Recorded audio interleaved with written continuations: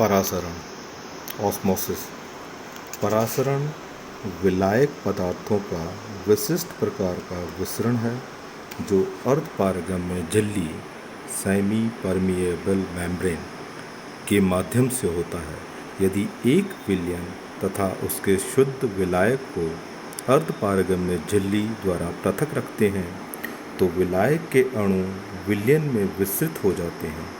इस प्रकार विलायक अणुओं का अर्धपारगम्य झिल्ली के माध्यम से विलयन में विसरण परासरण कहलाता है।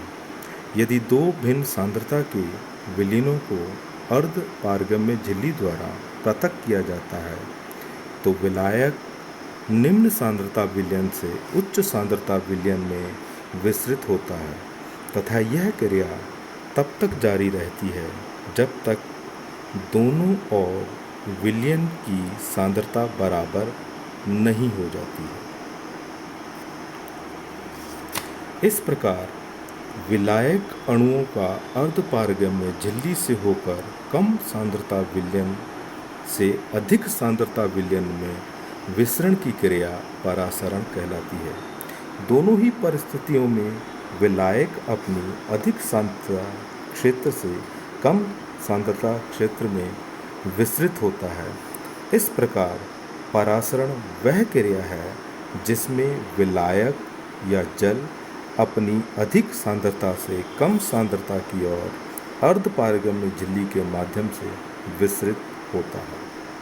परासरण क्रिया तब तक जारी रहती है जब तक सामान्य अवस्था स्थापित नहीं हो जाती है। वास्तव में विलयन का विसरण झिल्ली के दोनों ओर होता है, परंतु कम सांद्रता विलयन से अधिक सांद्रता विलयन की ओर अधिक अणुओं का तथा अधिक सांद्रता विलयन से कम सांद्रता विलयन की ओर कम अणुओं का विसरण होता है। इस प्रकार शुद्ध विसरण विलायक की अधिक सांद्रता से कम सांद्रता की ओर होता है। साम्य अवस्था पर झिल्ली के दोनों ओर विलायक अणुओं का समान विसरण होता है, अर्थात शुद्ध विसरण नेट डिफ्यूजन शून्य होता है। परासरण क्रिया द्वारा जीवित कोशिकाओं या उत्तकों में जल का प्रवेश अंतःपरासरण कहलाता है, एंडोस्मोसिस, जबकि परासरण द्वारा कोशिकाओं या उत्तकों से जल का निकास बाह्य परासरण एक्सोऑस्मोसिस कहलाता है।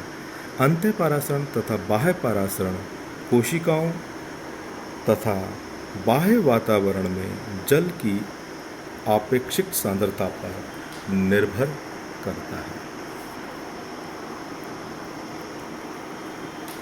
टाइप्स ऑफ सॉल्यूशन 3 प्रकार के होते हैं: आइसोटोनिक, हाइपोटोनिक और हाइपरटोनिक सॉल्यूशन।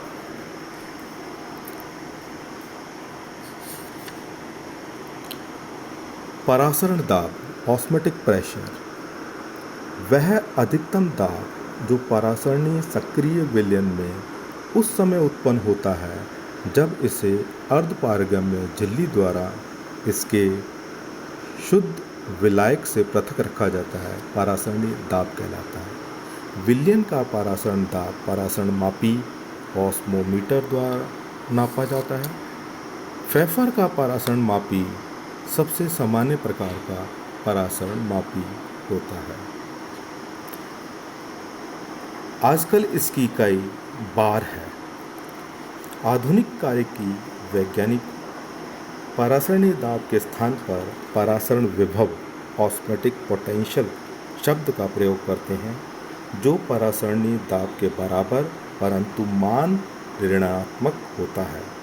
शुद्ध विलायक का परासरण विभव शून्य होता है जो विलेय कणों की उपस्थिति में ऋणात्मक हो जाता है।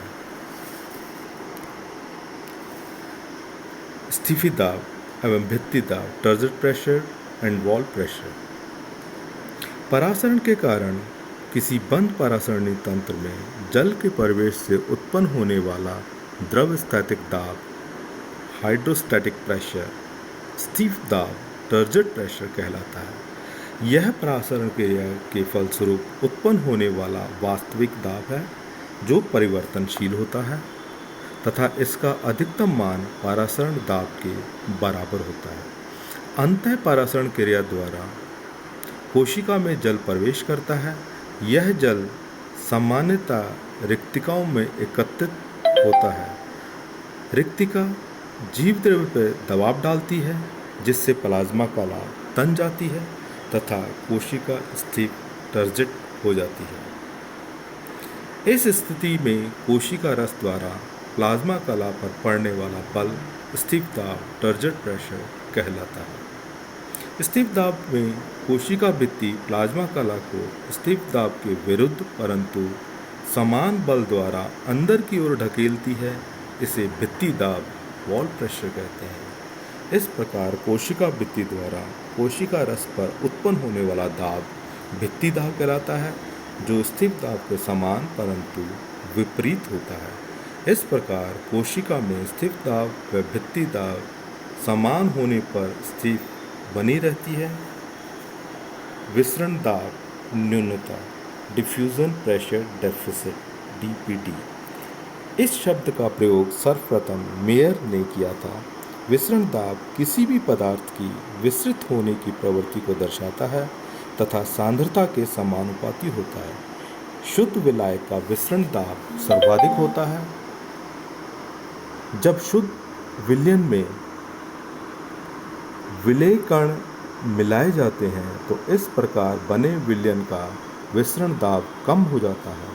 विसरण दाब में होने वाली कमी विसरण दाब न्यूनता डीपीडी कहलाती है।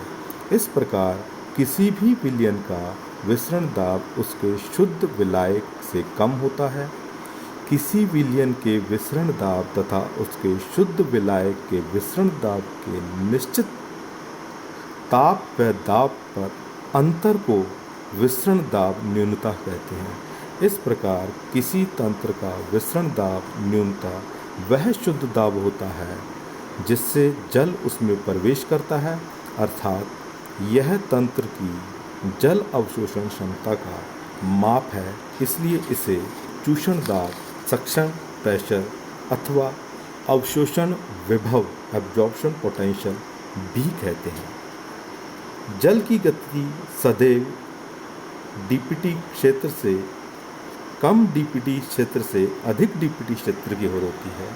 डीपीटी को वायुमंडल या बार में मापा जाता है।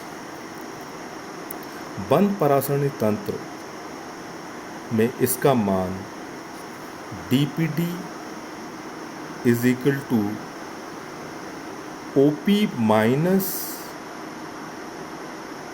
OP2 whole minus R